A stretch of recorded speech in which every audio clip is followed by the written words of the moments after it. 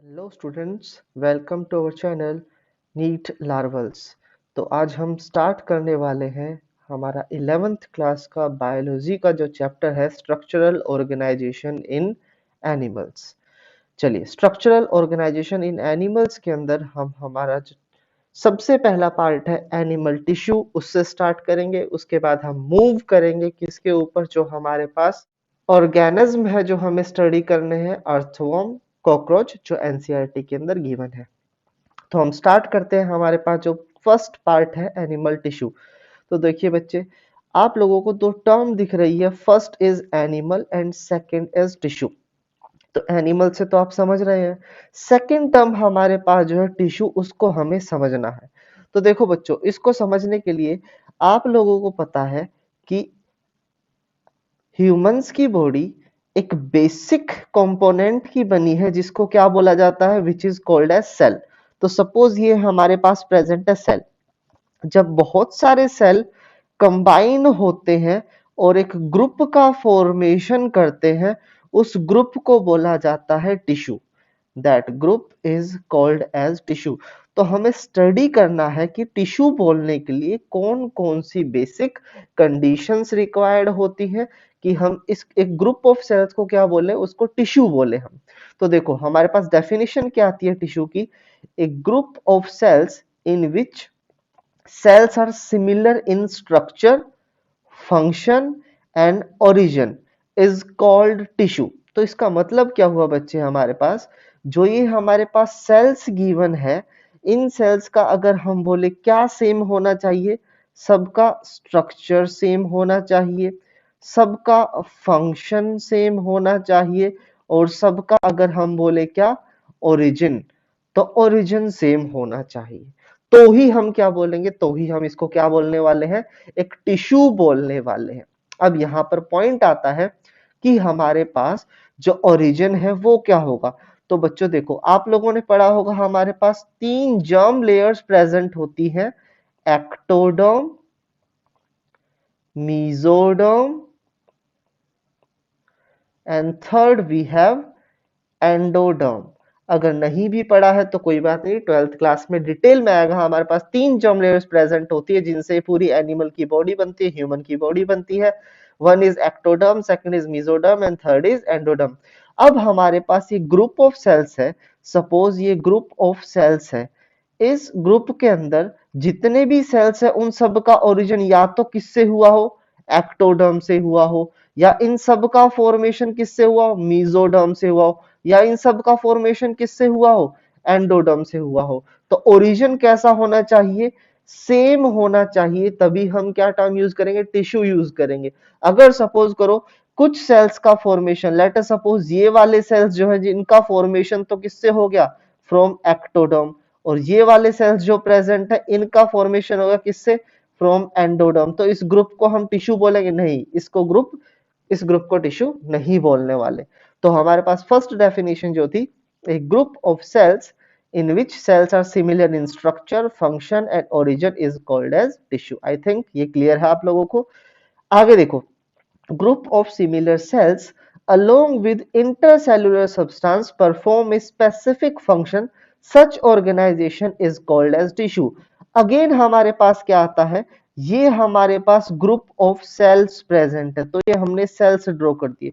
तो इन सेल्स के बीच में बच्चे कुछ ना कुछ हमारे पास क्या प्रेजेंट होता है, मटेरियल प्रेजेंट होता है।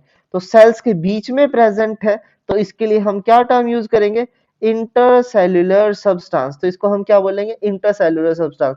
तो क्या बोला, group of similar sales along with intercellular substance perform a specific function, एक स्पेसिफिक फंक्शन परफॉर्म करते हैं। ऐसी ऑर्गेनाइजेशन को क्या बोलते हैं, इसको टिश्यू बोला जाता है। क्लियर है ये पॉइंट। और आगे क्या बोला गया, but in a tissue cells में be dissimilar in structure and function but are always similar in origin.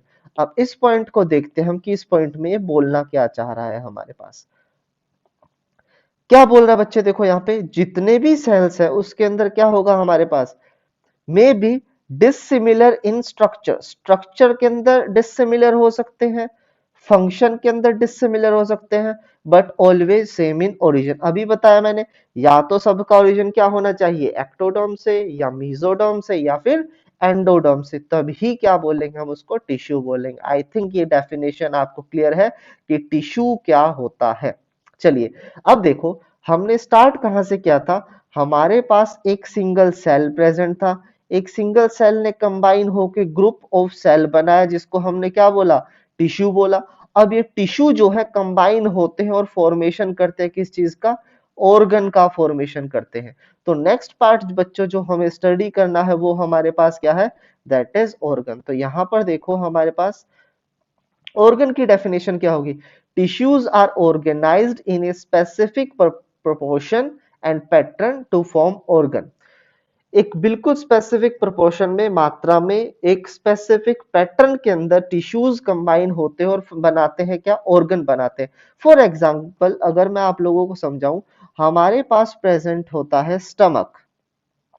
Stomach, अब स्टमक के अंदर बच्चों हमारे पास अलग अलग टिश्यू प्रेजेंट होते हैं, जैसे एपिथेलियल टिश्यू आप आगे जाके स्टडी करोगे, मसल्स भी प्रेजेंट होती है, सो मस्कुलर टिश्यू इज प्रेजेंट, उनको रेगुलेट करने के लिए नर्वस टिश्यू भी प्रेजेंट होता है। तो बहुत सारे टिश्यूज कंबाइन हुए और उन्होंने मिलके क्या बनाया, एक ऑर्गन का फॉर्मेशन कर दिया। ठीक है, तो ये हमारे पास क्या हुआ, टिश्यू ऑर्गेनाइज होते हैं स्पेसिफिक प्रोपोर्शन और पैटर्न में और क्या बनाते हैं, एक ऑर्गन का फॉर्मेशन करते हैं। अब नेक्स्ट टर्म जो हमारे पास है ऑर्गन सिस्टम। अब when two or more organ perform common function by their physical or chemical interaction, दो या दो से ज्यादा ऑर्गन क्या करते हैं, फिजिकल और केमिकल इंटरेक्शन करते हैं और एक कॉमन फंक्शन परफॉर्म करते हैं, तो उसको क्या बोलते हैं, ऑर्गन सिस्टम बोलते हैं। दे together form an organ system. तो ये ऑर्गन सिस्टम। अब देखो बच्चे, मैंने बोला सेल, टिश्यू, ऑर्गन, ये सब क्या शो करते हैं, डिवीजन ऑफ लेबर शो करते हैं। कैसे, अपने अपने काम को डिवाइड कर लेंगे। So cell, tissue, organ and organ system split up their work in a way that they exhibit division of labor। तो ये division of labor को शो करते हैं। क्लियर, चलिए आगे मूव करते हैं। अब देखो, on the basis of structure and function, main point बच्चे, on the basis of structure and function tissues are of four type के टिश्यू प्रेजेंट है, किसके बेसिस पर, स्ट्रक्चर और फंक्शन के बेसिस पर। तो कौन कौन से हैं, epithelial tissue, connective tissue, muscular tissue and nervous tissue. Epithelial tissue also called as epithelium, ये क्या होता है, ये या तो हमारे बॉडी के बाहर की कवरिंग का फॉर्मेशन करेगा या अंदर की कवरिंग का फॉर्मेशन करेगा। कैसे, इस चीज को समझो, ये हमारे पास प्रेजेंट है हमारा body wall, outer body wall. Suppose करो ये ह्यूमन की बॉडी है, अभी एक सिलेंडर की फॉर्म में देखते हैं, तो ये हमारे पास क्या है, आउटर वॉल, बॉडी की आउटर वॉल प्रेजेंट है।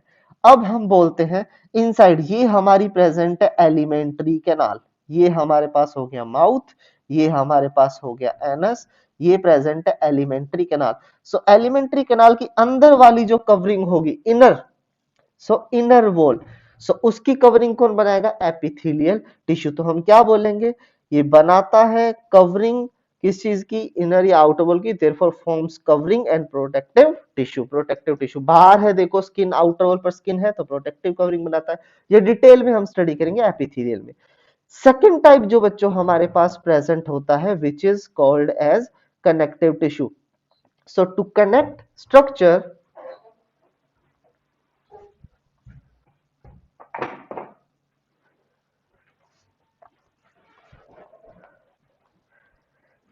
सेकेंड टाइप बच्चों जो हमारे पास प्रेजेंट होता है वो होता है connective tissue. To connect structure, provide support to body and transport substance in our body. अलग अलग स्ट्रक्चर को क्या करने के लिए, कनेक्ट करने के लिए, सपोर्ट प्रोवाइड करने के लिए, चीजों को ट्रांसपोर्ट करने के लिए जो टिश्यू काम आता है उसको बोलते हैं कनेक्टिव टिश्यू। इसको ऐसे समझो, एक सिंपल सा एग्जांपल, ब्लड है, वो हमारे कनेक्टिव टिश्यू है। अलग अलग बॉडी के ऑर्गन्स को क्या करता है, कनेक्ट करता है और क्या करवाता है, बॉडी के अंदर न्यूट्रिएंट्स को ट्रांसपोर्ट करवाता है, वेस्ट को ट्रांसपोर्ट करवाता है from one place to another place. So that is the function of connective tissue. Now third we have muscular tissue. Muscles क्या करती है, हेल्प्स इन मूवमेंट। अगर हमें बॉडी की कोई भी मूवमेंट करनी हो, चाहे हमें अपने बॉडी को एक जगह से दूसरे जगह पर लोकोमोट करवाना हो, हमारे हैंड्स की मूवमेंट, लिम्स की मूवमेंट, हमारे टंग की मूवमेंट, सब कैसी होती है? Muscular movement. Fourth we have nervous tissue. So nervous tissue क्यों होता है? टू रेगुलेट, रेगुलेट करने का काम होता है किस चीज को? मस्कुलर, कनेक्टिव, एपिथेलियल इटसेल्फ, सबको रेगुलेट करने के लिए क्या किया नेचर ने? एक टिश्यू और बना दिया। So to generate and conduct nerve impulse, nerve impulse या फिर सिग्नल जनरेट करते हैं, इम्पल्स को ही सिग्नल बोल सकते हो, जो रेगुलेट करने में हेल्प करते हैं। तो ये हमारे पास हुए 4 टाइप ऑफ टिश्यूज। चलिए नेक्स्ट हमारे पास आता है कुछ हिस्टोरिकल बैकग्राउंड देखते हैं। First point we have word epithelium was given by Ruysch. हमारे पास साइंटिस्ट थे जिनका नाम था रॉश, जिन्होंने वर्ड दिया था epithelium. Word animal tissue was coined by Bichat, Bichat scientist थे। Plant tissue by N Grew. So animal के कॉन्टेक्स्ट में तो किसने दिया था? बाइचेट ने, लेकिन प्लांट टिश्यू, प्लांट के केस में किसने दिया था? अनदर साइंटिस्ट जिनका नाम था Grew. Study of tissue is called as histology. Histology term was given by Mayer. So scientist Mayer ने वर्ड दिया था हिस्टोलॉजी। फादर ऑफ हिस्टोलॉजी बाइचेट, जिन्होंने टिश्यू टर्म कॉइन किया था, animal tissue. Detail study of tissue is called as microscopic anatomy. Founder of microscopic anatomy is Marcello Malpighi. So Marcello Malpighi is the founder of microscopic anatomy. चलिए अब हम start करते हैं। जो हमारा first tissue present था which is called as epithelial tissue. बड़ा ही सिंपल टिश्यू है, वन बाय वन पॉइंट को समझते जाना। During embryonic development epithelium originate first. सबसे पहला टिश्यू कौन सा बनता है? एपिथेलियम टिश्यू बनता है। Next, it develops from all three germ layers. तीनों जर्म लेयर से इसका डेवलपमेंट होता है। कौन सी जर्म लेयर होती है? यहां पर मेंशन कर देते हैं, ectoderm, second mesoderm and third endoderm. Clear? तो इन तीन जर्म लेयर से इसका क्या होता है? डेवलपमेंट होता है। Next, power of regeneration, power of regeneration is present in this tissue. इस टिश्यू के अंदर भाई सबसे ज्यादा पावर ऑफ रीजनरेशन प्रेजेंट होती है। while power of regeneration is absent or least present in nervous tissue। तो जो नर्वस टिश्यू के अंदर लीस्ट होती है, एपिथेलियल के अंदर सबसे ज्यादा रीजनरेशन की पावर प्रेजेंट होती है। This tissue faces either body fluid और outside environment। अभी बताया था हमने, या तो बॉडी की आउटर वॉल पर प्रेजेंट होता है, अंदर वॉल पर प्रेजेंट होता है, तो या तो बॉडी के अंदर के फ्लूइड को फेस करेगा या फिर आउटसाइड इन्वायरमेंट को फेस करता है। इसलिए क्या प्रोवाइड करता है? कवरिंग और लाइनिंग। बाहर होगा तो बोलेंगे कवरिंग और अंदर क्या बोलते हैं? लाइनिंग बोलते हैं। Word epithelium is composed of two words. दो इसके अंदर प्रेजेंट होते हैं। एपिथेलियम देखो divide, epi, second is thelia. So epi means upon, thelia means grow. So a tissue which grows upon another tissue is called epithelium। ऐसा tissue जो दूसरे के ऊपर ग्रो करता है उसको बोलते हैं एपिथेलियम। सो वर्ड से ही आप समझ सकते हो, ठीक है। अब देखो, origin of epithelium tissue, it is the only tissue which originate from all three primordial germ layers। जो हम बार बार बोल रहे हैं, ectoderm, mesoderm, endoderm.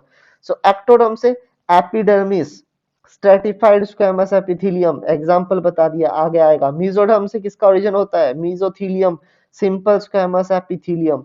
Endodermal, inner lining of gut, simple columnar epithelium. तो एग्जांपल के साथ बता दिया, तीनों जर्म लेयर से इसका डेवलपमेंट होता है। That's it. चलिए अगला पार्ट देखते हैं। It always rest upon underlying connective tissue. अगर हम बात करते हैं किसकी? एपिथेलियल टिश्यू की, तो ये हमेशा किसके ऊपर रेस्ट करेगा? कोई ना कोई अंडरलाइंग टिश्यू प्रेजेंट होता है जिसके ऊपर ये रेस्ट करता है। तो पहले ये बच्चों इस डायग्राम को देखो आप लोग। हमारे पास प्रेजेंट है, ये सेल्स प्रेजेंट है 1 2 3 4 सेल्स मैंने रिप्रेजेंट किए चारों। सो सेल्स है किसके, एपिथेलियम के। So these are the cells of epithelium. अब ये रेस्ट करते हैं किसके ऊपर, बेसमेंट मेम्ब्रेन के ऊपर। So this complete structure is called as basement membrane. इस बेसमेंट मेम्ब्रेन के दो पार्ट होते हैं, this is upper part and this is lower part. The upper part is called as basal lamina, lower part is called as reticular lamina. Below basement membrane connective tissue is present. So देखो basement membrane के नीचे है connective tissue, ऊपर है epithelial cells. ठीक है, ये जो सेल्स प्रेजेंट है, इन सेल्स का अपर सरफेस तो होगा एपिकल या फ्री सरफेस, और जो नीचे होगा that is basal surface which is in contact with the basement membrane.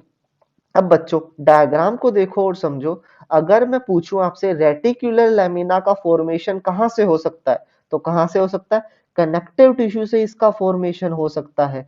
और बेसल लैमिना का फॉर्मेशन कहां से हो सकता है, एपिथेलियम से हो सकता है ना। तो बेसमेंट मेम्ब्रेन को अभी हम डिटेल में देखेंगे। हम वापस से मूव करते हैं पॉइंट पर। क्या था, it always rest upon underlying connective tissue.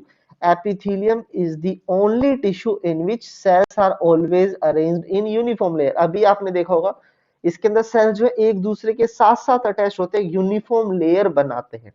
epithelial cells are compactly packed with little intercellular space। Cells इतने पास होते हैं एक दूसरे के कि इनके बीच में जो इंटरसेल्यूलर स्पेस होने वाला है वो बहुत ही कम इंटरसेल्यूलर स्पेस प्रेजेंट होगा।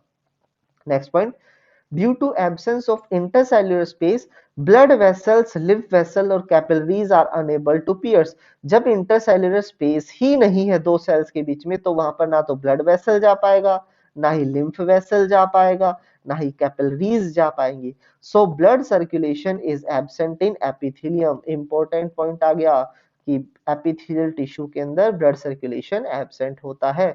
Hence cells depend for their nutrition on underlying connective tissue। तो न्यूट्रिशन कहां से आएगा भाई, नीचे जो कनेक्टिव टिश्यू है उससे नरिशमेंट आएगा, न्यूट्रिएंट आएगा कहां तक, एपिथेलियल के सेल्स तक।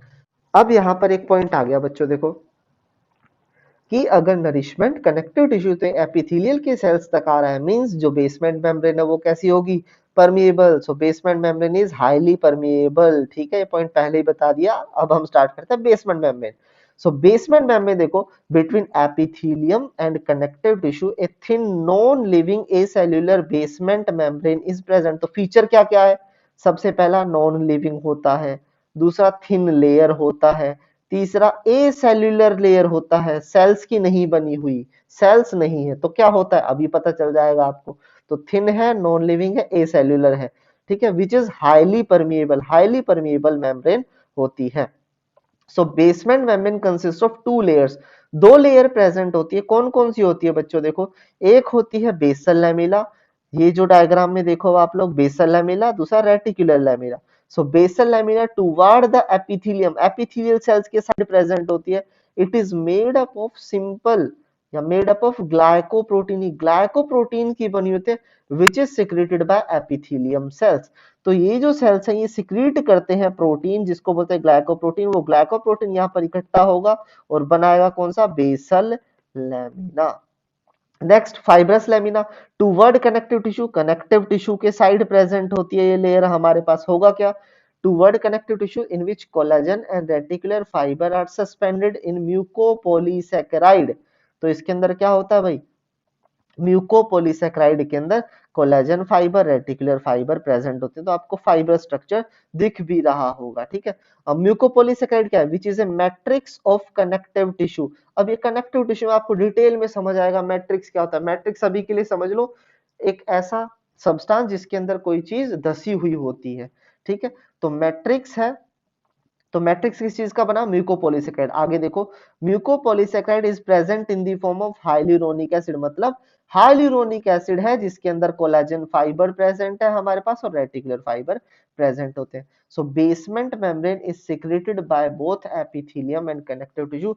दोनों ही सिक्रेट करते हैं किसको, बेसमेंट मेम्ब्रेन को। कोई भी सेल बताया यहाँ पर, नो। तो ये लेयर कैसी होने वाली है, a cellular layer and highly permeable. That's it, ये था अबाउट बेसमेंट मेम्ब्रेन।